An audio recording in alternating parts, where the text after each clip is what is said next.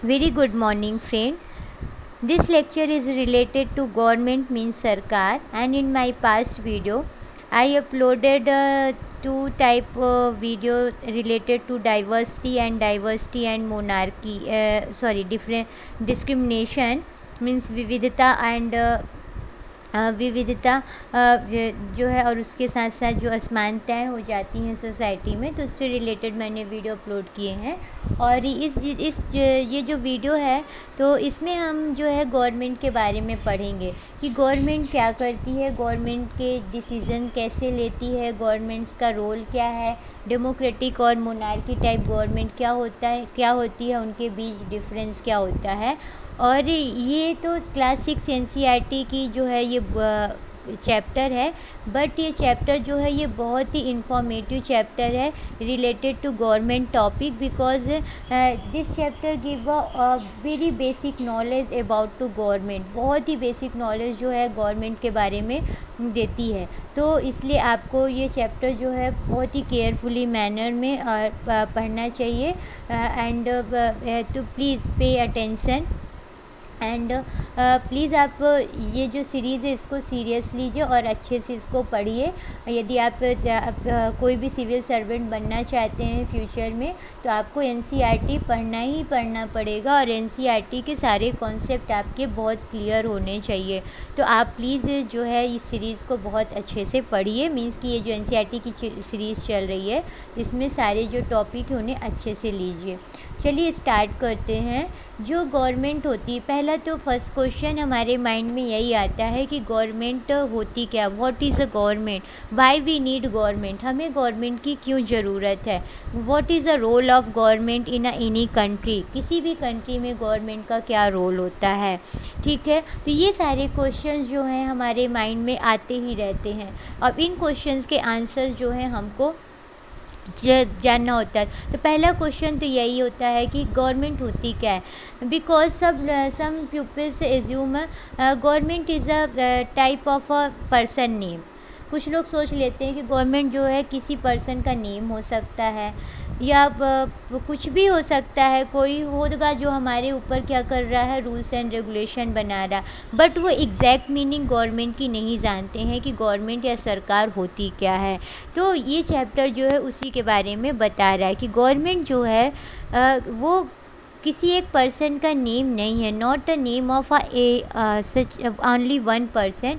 Government it's a type of a institution. ये एक institution होता है जिसमें जो है बहुत सारे जिसके पार्ट्स होते हैं और वो जो हैं अपनी अपनी सर्विस प्रोवाइड कराते हैं। और वो जो ये सारी सर्विस जो होती हैं वो किसी भी कंट्री में उस कंट्री के सारे जो व्यवस्थाएं होती हैं उन्हें अच्छे तरीके से चलाने के लिए, रूल्स एंड रेगुलेशन को अच्छे से बैलेंस करने के लिए, अच्छे से बनाए रखने के लिए जो है गवर्नमेंट काम करती है। जैसे कि फॉर एग्ज़ाम्पल हमें एक one place to another place हमें जाना है तो हमें पब्लिक ट्रांसपोर्ट की ज़रूरत है। ठीक है, हमें कोई सामान ही भेजना है, हमारे पास खुद का व्हीकल नहीं है, तो हम क्या यूज़ करते हैं in a present time, train use करते हैं।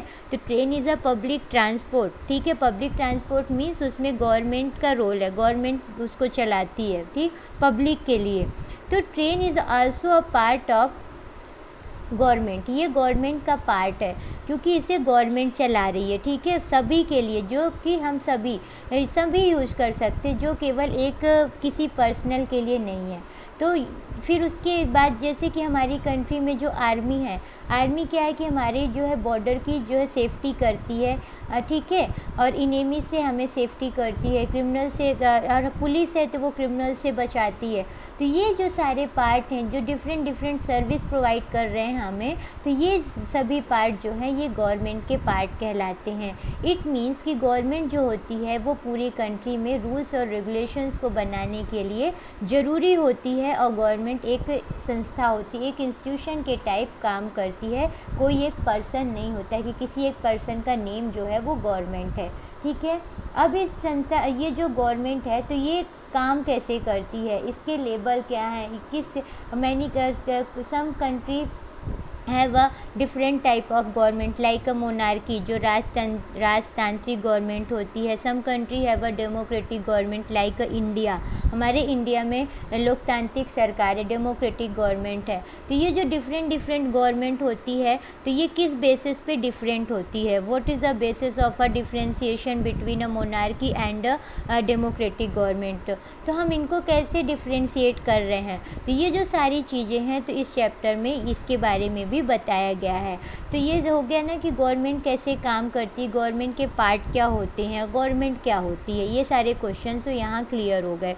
फिर देखिए कि गवर्नमेंट तो ठीक है सारे रूल्स एंड रेगुलेशन बनाती है, तो क्या यदि वो सारे रूल्स एंड रेगुलेशंस को इस तरह बनाएगी और उसको कोई भी चेक एंड बैलेंस करने के लिए नहीं होगा, मतलब कि उसे कोई कंट्रोल करने के लिए नहीं होगा, तो वो तो सारे काम गलत डिसीज़न भी ले लेगी तो और कोई उसे कुछ नहीं कहेगा। तो ऐसा नहीं होता है, जो गवर्नमेंट को भी चेक एंड बैलेंस करने के लिए होता है, जो होता है हमारा न्यायालय होता है, ठीक है, कोर्ट होता है जो गवर्नमेंट का ही पार्ट होता है। और वहाँ क्या करता है, जैसे सुप्रीम कोर्ट हो गया, तो यदि कोई किसी के जैसे कि हमें क्या मिले हुए हैं, हमारे कुछ फंडामेंटल राइट्स हैं, ठीक है, यदि हमारे फंडामेंटल राइट्स के अगेंस्ट कोई जाता है, मौलिक अधिकार जो हमें जन्म के साथ ही, ठीक है, ऑन बर्थ हमको वो मिल जाते हैं, तो वो जो फंडामेंटल राइट्स हैं तो उनके अगेंस्ट कोई जाता है, जैसे कि बोलने की आपको फ्रीडम है, ठीक है, आपको कहीं भी घूमने की फ़्रीडम है,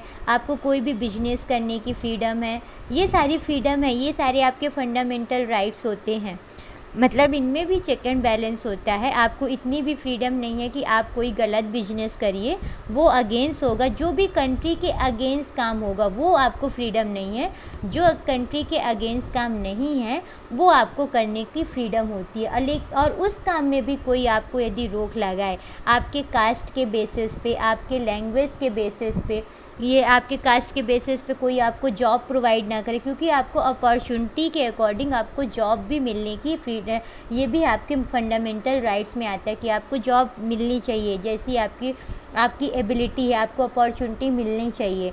तो ये भी यदि आपको नहीं मिलता है तो आप कहाँ जा सकते हैं, यदि आपको गवर्नमेंट जॉब नहीं दे रही है because of your cast and because of your language, तो फिर आप जो है कोर्ट पे जा सकते हैं अगेंस्ट गवर्नमेंट के। तो ये चीज़ होती है कि आपकी जो गवर्नमेंट है वो हमारी गवर्नमेंट जो है पब्लिक के लिए सारे पब्लिक की अच्छी सी सारी व्यवस्थाएं उसकी हो सकें, तो उसके लिए वो डिफरेंट टाइप्स की सर्विस प्रोवाइड कराती है through the many parts of government. और साथ ही साथ वो जो है उसको बैलेंस करने के लिए भी हमारे पास जो न्यायालय उसी का पार्ट है, गवर्नमेंट का ही पार्ट होता है। तो सुप्रीम कोर्ट जो है उसको बैलेंस भी कर सकती है, मतलब गवर्नमेंट के डिसीज़न को भी बोल सकती है कि आपका ये डिसीज़न सही नहीं है, आप इस डिसीज़न को चेंज करिए, क्योंकि ये किसी एक पर्टिकुलर कम्युनिटी को हार्म कर रहा है, उसके लिए सही नहीं है, ठीक है। तो ये सारी चीज़ें, तो केवल एक ऐसी गवर्नमेंट जो है हमारी तानाशाह नहीं बन सकती है गवर्नमेंट, जैसे कि आपके यूएसए में है, ठीक है, यूएसए में जो है ट्रम्प है, उनको वो कोई भी डिसीज़न ले सकते हैं, उनको जल्दी कोई रोक नहीं सकता। लेकिन हमारे जो प्राइम मिनिस्टर हैं मोदी जी हैं, उनको कोई भी डिसीज़न लेने के लिए जो है वो फ्रीडम नहीं है। वो जो भी डिसीज़न करते हैं वो सभी के एग्री जब हो जाते हैं तभी वो डिसीज़न करते हैं, जब पब्लिक जो है सभी उसमें एग्री होते हैं। पब्लिक कैसे एग्री है, पब्लिक जो अपने रिप्रेजेंटेटिव को वहाँ भेजती है, ठीक है, कहाँ आपके जो है पार्लियामेंट में जो बैठे होते हैं मेंबर्स होते हैं वो पब्लिक के रिप्रेजेंटेटिव होते हैं, जिन्हें पब्लिक जो है वोटिंग राइट के थ्रू उन्हें चूज़ करती है। तो वही जो हमारे रिप्रेजेंटेटिव हैं जो जाके पार्लियामेंट में बैठ रहे हैं, सारे डिसीजंस में वो रोल प्ले करते हैं। कोई भी लॉ एंड ऑर्डर आता है तो उसमें सभी की जो है सभी को यदि एग्री हैं तभी वो लॉ एंड ऑर्डर जो है पास होता है, यदि कोई एग्री नहीं होते हैं तो लॉ एंड ऑर्डर पास नहीं होता है, ठीक है। तो हम सारी इंडिया में इतनी ज़्यादा पब्लिक है तो वो सारी पब्लिक तो नहीं जा सकती ना किसी पार्लियामेंट में बैठने, तो हम अपने किसी एक लीडर को जो हमें अच्छे से जानता है, जो हमारे एरिया को बहुत अच्छे से समझता है, तो हम उसे चूज़ करते हैं एज अ रिप्रेजेंटेटिव। तो जो हमारी गवर्नमेंट है तो वो ये इस तरीके से गवर्नमेंट जो है वर्क करती है और उस पर जो है चेक एंड बैलेंस भी इस तरीके से किया जाता है। तो ये होती है गवर्नमेंट के पार्ट और वो कैसे काम करती है, ठीक है। अब हमने जो आपको यहाँ बताया रिप्रेजेंटेटिव हमारे बैठते हैं और ऐसे गवर्नमेंट काम करती है। तो यहाँ पास गवर्नमेंट के टाइप्स आ गए, ठीक है। तो गवर्नमेंट के टाइप्स क्या होते हैं, यहाँ देखिए गवर्नमेंट की डिफरेंट पार्ट्स है, जैसे कि सुप्रीम कोर्ट हो गया, भारत पेट्रोलियम हो गया, इंडियन रेल हो गया। ये क्वेश्चन बन सकता है कि गवर्नमेंट के पार्ट क्या होते हैं, इसलिए आपके कॉन्सेप्ट जो है बहुत क्लियर होना चाहिए, ठीक है। जो पब्लिक को सर्विस प्रोवाइड, जो पब्लिकली जो है सभी के लिए अवेलेबल हो और पब्लिक को सर्विस प्रोवाइड करा रहे हो, किसी एक इंडिविजुअल का उसमें रोल ना हो, कोई एक प्राइवेट जो है का इसमें रोल ना हो कि कोई एक प्राइवेट ही उसका सारा रोल प्ले करे। तो वो सारे पार्ट जो हैं वो पब्लिक के जो गवर्नमेंट के पार्ट कहलाते हैं। जैसे आपकी पुलिस हो गई, आपकी आर्मी हो गई, भारत पेट्रोलियम जैसे ये हो गया, तो ये पब्लिक जो ये जो है, तो ये है आपका भारत पेट्रोलियम। फिर आपका इंडियन रेलवे हो गया, तो ये पब्लिक ट्रांसपोर्ट हो गया। तो ये सारे जो हैं पार्ट हैं ये गवर्नमेंट के पार्ट हैं, ठीक है। फिर मैनी टाइप्स के, not only Bharat petroleum, other public sector also is a part of a government, ठीक है। आप तो ये सब चीज़ें होती हैं। फिर आपके गवर्नमेंट का लेबल क्या होता है, मतलब कि गवर्नमेंट कितने स्तर के होते हैं, ठीक है। तो गवर्नमेंट जो है 3 स्तर की होती है, 3 level of a government. First is a local level, means स्थानीय स्तर पे। Second is a state level, means कि राज्य के स्तर पे। Third is a national level, ठीक है, जो पूरे इंडिया मतलब कि नेशनल लेवल पे काम करती है। इन अ लोकल लेवल जो है वो लोकल लेवल पे जो है रूल्स एंड रेगुलेशन बनाती है। जैसे कि हमारी पंचायत हो गई, panchayat is a local level government, ठीक है। जैसे गांव, शहर, मोहल्ले, इन सब में वो क्या करती है, रूल्स एंड रेगुलेशन बनाती है। And state, in a state level आपका जो स्टेट हो गया, तो वहाँ जैसे कि आप किसी भी स्टेट के हैं तो वहाँ की गवर्नमेंट हो गई। हर स्टेट की अपनी अपनी गवर्नमेंट होती है जो रूल्स एंड रेगुलेशन बनाती है उस स्टेट की नीड के अकॉर्डिंग टू स्टेट नीड। तो वो लोग आपकी जो है स्टेट लेवल गवर्नमेंट हो जाती है। फिर नेशनल लेवल गवर्नमेंट जो होती है, तो वो जो नेशनल लेवल पे रूल्स एंड रेगुलेशंस बनाती है जो पूरे नेशनल लेवल पे फॉलो होते हैं, तो वो आपकी क्या कहलाती है, नेशनल लेवल गवर्नमेंट। जैसे कि आपका कोई भी रूल्स एंड रेगुलेशन, जैसे आपकी आर्मी हो गई, वो पूरे नेशन के लिए सेफ्टी प्रोवाइड कराती है। आपका रेल हो गया जो पूरे नेशन के लिए जो है public as a public transport आप यूज़ करते हैं।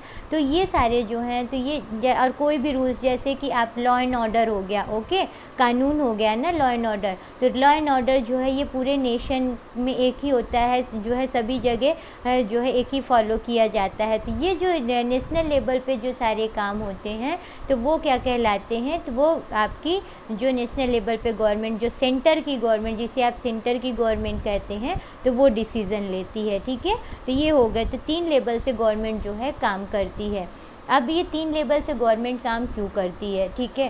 तो फॉर एग्ज़ाम्पल आप स्कूल में ही ले लीजिए, ठीक है। स्कूल में आपकी क्लास में एक कोई मॉनिटर होगा जो आपकी क्लास को रेगुलेट करेगा। आपकी क्लास में बहुत ज़्यादा शोर शराबा होता है, नॉइज़ क्रिएट होता है, तो आपके जो टीचर हैं वो एक क्लास मॉनिटर बना देंगे, बोलेंगे कि आप इस क्लास को क्या है रेगुलेट करोगे। तो क्या वो क्लास मॉनिटर अदर क्लास को भी रेगुलेट करेगा? नहीं करेगा। वो जिस क्लास का होगा सिर्फ उसी क्लास को रेगुलेट करेगा, ठीक है। फिर आपके जो है हेड मास्टर होते हैं मिडिल लेवल पे, ठीक है, जो, और मान लीजिए नहीं, प्रिंसिपल मान लीजिए, प्रिंसिपल होते हैं जो स्कूल को देखते हैं, स्कूल की हर क्लास को रूल्स एंड रेगुलेशन। फिर आप मॉनिटर देखें ना, अब आप टीचर देख लीजिए, जो टीचर हैं वो आप मॉनिटर से बड़े हो गए। जब टीचर जो मॉनिटर है वो पूरे क्लास को देख रहा है, कोई एक टीचर है तो वो केवल एक क्लास को नहीं, वो 2-3 क्लास को रेगुलेट करेगा, ठीक है, जो जो उसके अंडर पे आएंगे, ठीक, तो वो 2-3 क्लास को करेगा। फिर आपका जो प्रिंसिपल हो गया, प्रिंसिपल आपके पूरे स्कूल को रूल्स एंड रेगुलेट करेगा। जो प्रिंसिपल के रूल्स एंड रेगुलेट पूरे स्कूल में फॉलो होंगे, ठीक। मॉनिटर जो बोलेगा वो सिर्फ एक क्लास में बात मानी जाएगी। टीचर जो बोलेगा तो वो टीचर जिस क्लास के होंगे उस क्लास के बच्चे उनकी बात मानेंगे, और जो प्रिंसिपल बोलेंगे वो प्रिंसिपल पूरे स्कूल के बच्चों को उनका रूल्स फॉलो करना पड़ेगा। फिर प्रिंसिपल के भी ऊपर कमेटी होती है, तो वो कमेटी का जो हेड बोलेगा तो उस कमेटी मतलब कि उस कमेटी के अंदर जितने भी स्कूल होंगे, अदर स्कूल, तो वो सब भी उस रूल को फॉलो करेंगे उस हेड के। तो इसी तरीके से एक सिंपल एग्ज़ाम्पल है, इसी तरीके से आपकी जो ये जो डिफरेंट लेवल पे गवर्नमेंट होती है, क्योंकि हर किसी की नीड अलग अलग होती है। अब पूरे कंट्री में इतने सारे गांव हैं, इतने सारे सिटीज़ हैं, मोहल्ले हैं, तो सबकी तो अलग अलग रिक्वायरमेंट है, अलग अलग नीड है, क्योंकि हमारी कंट्री में इतनी ज़्यादा डाइवर्सिटी है। इसीलिए डाइवर्सिटी का चैप्टर मैंने पहले कवर किया है। तो इतनी ज़्यादा डाइवर्सिटी है, डाइवर्सिटी क्यों है? डिफरेंट टाइप्स के क्लाइमेट हैं, डिफरेंट टाइप्स की टोपोलॉजी, लैंग्वेज, कल्चर, रिलीजन्स, बहुत सारी चीज़ें हैं। तो अकॉर्डिंग टू डाइवर्सिटी हमें डिफरेंट टाइप्स के रूल्स एंड रेगुलेशंस की ज़रूरत होती है, डिफरेंट टाइप्स के इन्वामेंट की ज़रूरत होती है। जैसे कि हम किसी डिफरेंट क्लाइमेट में रह रहे हैं, आप मान लीजिए आप कोस्टल एरिया में रह रहे हैं, किसी समुद्र के तटीय स्थान के में आपका राज्य है, जैसे कि केरल मान लीजिए या फिर महाराष्ट्र मान लीजिए, ठीक है। अब महाराष्ट्र जो है, तो क्या वहाँ की, जैसे महाराष्ट्र में रह रहे हैं, तो महाराष्ट्र और एमपी में आप रह रहे हैं, एमपी आपका मिडिल स्टेट है, बीच में है, और महाराष्ट्र आपका कोस्टल एरिया है। तो जो एमपी के लिए जो नीड होगी, क्या वो महाराष्ट्र के लिए भी फॉलो हो पाएगी? नहीं हो पाएगी। तो क्या एमपी का कोई जो व्यक्ति है, नागरिक है, क्या वो महाराष्ट्र के बारे में वहाँ के लिए रूल्स एंड रेगुलेशन बना सकता है? नहीं बना सकता है। क्या एमपी का कोई व्यक्ति है, वो महाराष्ट्र के बारे में किसी को बहुत अच्छे से एक्सप्लेन कर पाएगा? नहीं कर पाएगा। जो महाराष्ट्र में रह रहा है, कंटिन्यू वहाँ रह रहा है, वहाँ की सारी सिचुएशंस को हैंडल कर रहा है, देख रहा है, वहाँ के क्लाइमेट के अकॉर्डिंग, वहाँ के कल्चर के अकॉर्डिंग क्या ज़रूरत है, क्या चाहिए, तो वही उस स्टेट के लिए क्या करेगा? एक अच्छा रूल्स एंड रेगुलेशन जो है बनाने के लिए अच्छा होगा, ठीक है। तो इसीलिए हमें स्टेट की ज़रूरत, स्टेट गवर्नमेंट की ज़रूरत होती है। हर स्टेट को अपना एक लीडर चाहिए, क्योंकि वो जो स्टेट का लीडर है वो उस स्टेट के बारे में बहुत अच्छे से इंफॉर्मेशन रखता है, और वो जब इन्फॉर्मेशन रखता है तो वो नेशनल लेवल पे जो है उस स्टेट को बहुत अच्छे से रिप्रेजेंट कर सकता है, क्योंकि उसे अपने स्टेट के बारे में सारी इन्फॉर्मेशन है। उसी तरीके से आप लोकल लेवल पे ले लीजिए। अब आप किसी गांव में रह रहे हैं, ठीक है, तो क्या आपके जो चीफ मिनिस्टर हैं जो स्टेट के, जो कभी उस गांव में आते ही नहीं हैं, तो क्या वो उस गांव के बारे में जान पाएंगे? क्या उस गांव को ज़रूरत है? क्या वहाँ वाटर सप्लाई है? क्या वहाँ पॉन्ड है? क्या वहाँ मतलब कि वहाँ जो है सारी चीज़ें, स्कूल हैं, कोई भी चीज़, कोई भी वहाँ जो है हॉस्पिटल, कोई भी चीज़, वो क्या समझ पाएंगे? नहीं समझ पाएंगे। आपके जो गांव की नीड है वो आपके स्टेट का एक चीफ मिनिस्टर नहीं समझ पाएगा, क्योंकि वो स्टेट के हर गांव में नहीं जाता। एक स्टेट बहुत बड़ा होता है और उसमें बहुत से गांव होते हैं। तो इसीलिए हमें उस गांव की ज़रूरत को समझने वाले, जो उस गांव को, जो वहाँ रह रहे हैं, वही तो जो उसकी नीड को समझ पाएंगे। तो फिर हम अपने गांव में ही, अपने गांव के बीच से ही किसी एक नागरिक को, जो उस गांव, जिसे हम अपना लीडर बना सकते हैं, जिसकी हर कोई बात मान सकता है, तो हम उसे क्या कर लेते हैं? चूज़ कर लेते हैं एज अ रिप्रेजेंटेटिव, अपना प्रतिनिधि चूज़ कर लेते हैं, जो हमें रिप्रेजेंट करेगा स्टेट लेवल पे, जो हमारी नीड को जाके चीफ मिनिस्टर के पास क्या करेगा? रिप्रेजेंट करेगा, दिखाएगा कि हमारे गांव को ये ज़रूरत है और आप इतना फ़ंड प्रोवाइड करा दीजिए। तो ये होती है जो है पंचायत लेवल। तो इसीलिए हमें लोकल लेवल, सिटी लेवल पे गवर्नमेंट की ज़रूरत है, क्योंकि हमें लोकल लेवल पे भी सारे रूल्स एंड रेगुलेशन और सारी नीड को समझने की ज़रूरत है, ठीक। तो वो जो लोकल लेवल का रिप्रेजेंटेटिव होता है, वो स्टेट लेवल में जाता है अपनी सारी नीड्स को बताने के लिए, और कि हमें क्या क्या ज़रूरत है, क्या क्या हमें चाहिए, और according to that person need जो चीफ मिनिस्टर है उसको सारी चीज़ें प्रोवाइड कराते हैं। फिर हमारे पूरे स्टेट को क्या ज़रूरत है, हमारे स्टेट की क्या नीड्स हैं, तो वो जो हमारे स्टेट के चीफ मिनिस्टर होते हैं वो रिप्रेजेंट करते हैं नेशनल लेवल पे जाके, ठीक है, हमारे पीएम के पास, जो प्राइम मिनिस्टर जी हैं, ठीक है। तो वो सेंट्रल लेवल पे रिप्रेजेंट करते हैं। जब हमारी पार्लियामेंट बैठती है तो सभी स्टेट के जो मिनिस्टर्स हैं वो अपनी अपनी बातें रखते हैं, किसी भी डिस्कशन में जो भी टॉपिक चल रहा है, किसी भी लॉ एंड ऑर्डर के जब आता है, कोई भी चीज़ आती है, कोई भी लॉ बनने आता है, तो वो सब अपनी अपनी जो है काम रखते हैं। जैसे अभी देखिए नेशनल एजुकेशन पॉलिसी आई है ना, तो नेशनल एजुकेशन पॉलिसी पे भी अब डिस्कशन होगा। सभी स्टेट अपनी अपनी जो है ओपिनियन रखेंगे कि हमारे स्टेट में क्या कैसी कंडीशन है और इस पॉलिसी का हमारे स्टेट में क्या गुड इम्पैक्ट पड़ेगा, क्या बैड इम्पैक्ट पड़ेगा। ठीक है, इसे नेशनल लेवल पे फॉलो करना है, गवर्नमेंट जो है इसे नेशनल लेवल पे अप्लाई करेगी, तो वो सभी जो स्टेट गवर्नमेंट है उनकी भी जो है ओपिनियन पहले जानने की कोशिश करेगी। फिर जैसे जैसे हर स्टेट की ओपिनियन होगी उसके अकॉर्डिंग जो है उसमें जो है चेंजेस किए जाएंगे, जो भी रिक्वायरमेंट होगी वो सारी चीज़ें की जाएंगी। तो डिफरेंट डिफरेंट कमेटीज़ होती हैं जो ये सारा काम करती है। इस तरह जो है एक गवर्नमेंट जो है काम करती है, इसीलिए हमें डिफरेंट डिफरेंट लेवल पे गवर्नमेंट की ज़रूरत होती है और जो है गवर्नमेंट सारी काम करती है। ये हो गया आपका। फिर आपकी जो गवर्नमेंट हो गई, तो अब ये हमारे अब जैसे हमने बोला कि हम democratic government, monarchy type government, क्योंकि कुछ कंट्री जैसे कि ब्रिटेन हो गया, ब्रिटेन में मोनार्की टाइप की गवर्नमेंट है, हमारे कंट्री में डेमोक्रेटिक गवर्नमेंट है। तो ये डिफरेंस क्या होता है, ये गवर्नमेंट के टाइप्स हैं। तो डिफरेंस ये किस बेसिस पे होता है, ठीक है, what is the basis of a difference between a democratic and monarchy type of government. तो क्या बेसिस हैं, तो जो डेमोक्रेटिक गवर्नमेंट होती है उसमें जो है हमें जो है अपने गवर्नमेंट को चूज़ करने की पावर होती है through the voting right. Voting right के थ्रू हम अपनी गवर्नमेंट को चूज़ करते हैं।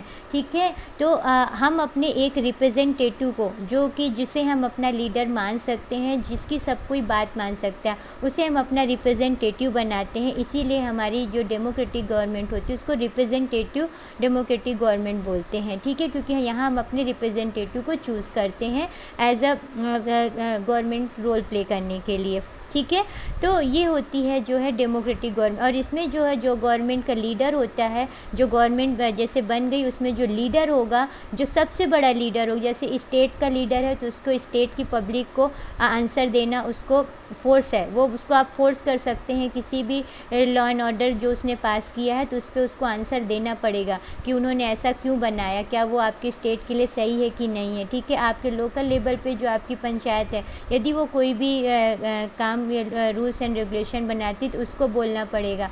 ठीक है, फिर आपकी जो नेशनल लेवल पे है, जो आपके पीएम हैं, तो उनको बोलना पड़ेगा कि वो ऐसा रूल्स एंड रेगुलेशन पूरी कंट्री के लिए लेके आए हैं, तो क्या कैसे। जैसे अपोजिशन पार्टी बोलती रहती ना अगेंस्ट में, जैसे कांग्रेस जो अपोजिशन पार्टी का रोल प्ले कर रही है, तो वो क्वेश्चन उठाती रहती कि ये सही है, ये नहीं सही है, ये सारी चीज़ें। वहाँ जाके पब्लिक तो नहीं बोल सकती, पब्लिक ने अपना रिप्रेजेंटेटिव वहाँ भेज दिया है, और वो रिप्रेजेंटेटिव जो है वो पब्लिक की डिमांड को उनके सामने रखता है। ठीक है, तो ये होती है लोकल गवर्नमेंट, जिसमें हम अपनी गवर्नमेंट को हम चूज़ करते हैं, और हम चाहें तो उसे हम ही चूज़ करते हैं, हम उनसे क्वेश्चन भी कर सकते हैं, सारी चीज़ें पूछ भी सकते हैं। ठीक, तो सारी पावर हमारे हाथ पे होती है। लेकिन जो मोनार्की टाइप गवर्नमेंट होती है, राजतंत्री सरकार होती है, जैसे कि ब्रिटेन में है, तो वहाँ जो है वो वहाँ आपको चूज़ करने की पावर नहीं है, वहाँ पब्लिक को वोटिंग राइट नहीं होता। वहाँ जो है राजा, क्वीन एंड किंग जो होते हैं वो जो है गवर्नमेंट होती है, वो चलाते हैं गवर्नमेंट। और वो जो है ये एक one generation to second generation, ये उन्हीं की जो है जनरेशन आगे जो है राजा रानी बनते जाते हैं, और उन्हीं की बात सबको वहाँ मानना पड़ता है, और उन्हें क्वेश्चन भी जो है नहीं राइज कर सकते। वहाँ की पब्लिक उनसे किसी भी, यदि उन्होंने कोई काम किया है तो उसके अगेंस्ट उनसे कुछ उनको बोलने के लिए भी वो बाध्य नहीं है, फोर्सफुली उनसे नहीं कह सकती कि आपको जो है इसका आंसर देना ही पड़ेगा, ऐसा वहाँ की पब्लिक उनको नहीं बोल सकती। जबकि हमारे यहाँ डेमोक्रेटिक गवर्नमेंट है, गवर्नमेंट को हम चूज़ करते हैं, सारी पावर हमारे हाथ में है, हम अपनी गवर्नमेंट से क्वेश्चन पूछ सकते हैं। ठीक है, तो ये डिफरेंस होता है मोनार्की टाइप की गवर्नमेंट और डेमोक्रेटिक गवर्नमेंट में। तो आपका ये भी कंप्लीट हो गया। फिर आपका ये जो गवर्नमेंट हो गई, तो हमारा जो इंडिया है, ये एक क्वेश्चन है, आया हुआ क्वेश्चन है कि इंडिया जो है एक डेमोक्रेटिक कंट्री है। ठीक है, क्यों, क्योंकि इंडिया में डेमोक्रेटिक गवर्नमेंट चूज़ की जाती है जनता के द्वारा, मतलब हमें गवर्नमेंट को चूज़ करने का पावर है, अपना नेता चुनने, अपना लीडर चुनने का पावर है। ठीक है, अब इंडिया जो है यहाँ पास ये देखिए रिप्रेजेंटेटिव गवर्नमेंट कहते हैं, क्यों, क्योंकि हमारे प्रतिनिधि लोकतंत्र, तो अभी आपको मैंने बताया कि प्रतिनिधि लोकतंत्र क्या होता है, क्यों हम उन्हें रिप्रेजेंटेटिव गवर्नमेंट कहते हैं, क्योंकि हमारे रिप्रेजेंटेटिव होते हैं। ठीक है, फिर आपका यहाँ पास ये क्वेश्चन है, फैक्ट टाइप क्वेश्चन है, ये भी कई बार आ चुका है मैचिंग करने में, या कई बार क्वेश्चन पीएससी वगैरह में आया है कि यंग इंडिया जो पत्रिका है ये किनकी है, किन्होंने लिखा है, तो ये गांधी जी की लिखी हुई है। और गांधी जी ने वोटिंग राइट के बारे में इसमें लिखा था।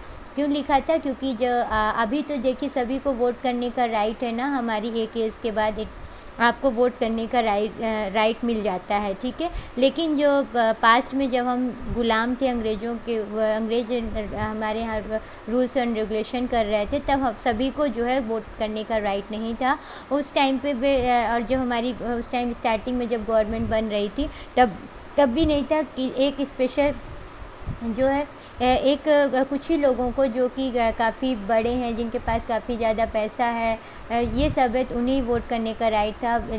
मतलब कि महिलाओं को वोट करने का राइट नहीं था। जो गरीब हैं या फिर जो वंचित वर्गों में आते हैं उन्हें भी वोट करने का राइट नहीं था। तो इसी के खिलाफ जो अगेंस्ट जो है गांधी जी ने लिखा हुआ था इस अपने यंग इंडिया पत्रिका में। तो ये है, उन्होंने क्या लिखा था कि जो वोट होता है तो ये इसका आधार जो है कोई संपत्ति या ये शिक्षा ये सब नहीं होना चाहिए कि आदमी के पास कोई संपत्ति है, जैसे ये उसके पास ये संपत्ति का आधार जो है वोट का आधार नहीं होना चाहिए। क्योंकि यदि किसी के पास संपत्ति नहीं है और उसके पास शिक्षा है और वो ईमानदारी से काम करता है तो वो देश के लिए बहुत अच्छा जो है नेता चुन सकता है, ठीक है। तो ये उन्होंने इन सब चीज़ों के बारे में इसमें लिखा था। सेकंड क्वेश्चन आपका क्या है? सफरेज मूवमेंट, ये भी क्वेश्चन आया हुआ एग्ज़ाम में है। ये जो है वोटिंग राइट से ही रिलेटेड है फॉर अ वुमेन, ठीक है। जब आपका यूरोप और अमेरिका है तो वहाँ जो है वोटिंग राइट नहीं थे, तो उसके अगेंस्ट जो है वुमेंस ने जो है मूवमेंट किया था वुमेंस ने, उसे हम सफरेज मूवमेंट बोलते हैं। और आपका ये जो है ये भी क्वेश्चन है कि जो अमेरिका है वहाँ जो है वुमेंस को जो वोट देने का राइट है वो 1920 में मिला था और यूरोप में इंग्लैंड में उनको 1928 में मिला था। ओके, थैंक यू फ्रेंड, आपका ये चैप्टर फिनिश होता है और नेक्स्ट क्लास जो है आगे नेक्स्ट चैप्टर की होगी। और आप प्लीज़ इस सीरीज़ को बहुत ही अच्छे से लीजिए, आप बहुत अच्छे से पढ़ाई करिए, बिकॉज़ ये आपके लिए काफ़ी ज़्यादा इन्फॉर्मेटिव हो सकती है। क्योंकि आप किसी भी सिविल सर्विस का एग्ज़ाम देते हैं तो आपको इसमें बहुत ही बेसिक क्वेश्चन पूछे जाते हैं। तो आपका एनसीईआरटी का एक एक पार्ट बहुत अच्छे से पढ़ा होना चाहिए, क्योंकि एनसीईआरटी के किसी भी पार्ट से क्वेश्चन बन के आ जाता है। और यूपीएससी की यदि आप तैयारी कर रहे हैं तो आपको तो ये सारी एनसीईआरटी तो बहुत ही अच्छे से पढ़ी होनी चाहिए। Okay, thank you friend.